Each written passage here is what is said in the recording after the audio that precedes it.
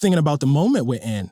When I hear or see people who are honored and commemorated in such a way so that they almost become a national religious figure, and then I see their content,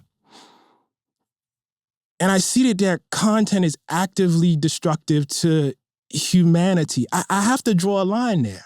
Like, I think, like, for me, like, the bigger question is, where are the lines? You know what I mean? And I think there's no problem with saying, listen, you can't hurl epithets at people. You're out if you do that. I'm sorry. Look, you want to have a debate about whether we should have affirmative action, in colleges? I'm here for it. You want to have a debate? What does it mean to be on the other side of the line? I'm sorry, what do you mean? What is it? So once somebody's on the other side of the line, right? What does that mean for you? For instance, once you think it's okay. No.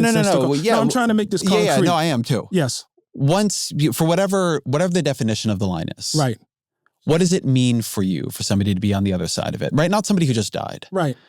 But somebody still living. Right. If you think it is okay to dehumanize people, then conversation between you and I is probably not possible. And so what do you do with the fact that so many people think that is okay? I don't necessarily have the crystal ball to say that in this time, I'm going to be able to convince a majority of people that, for instance, let's just take the thing that's hot right now. Trans folks are human beings and deserve humanity. Although I think most people know that you shouldn't say what he said. Like, that shit is rude. It's just rude to talk to people like that. And I think most people know that. So as I'm thinking my way through the question, I actually think that's not a hard line to draw. I think not calling people out of their name, I think that's actually a basic value that most people have. And I think people who think it's not, who are pushing that, are actually themselves on the other side of the line. I want to hold on this for a minute, because I do think this is like a very and that's core different question. From policy, Ezra. Yeah, I understand it's different than policy. That's different than policy.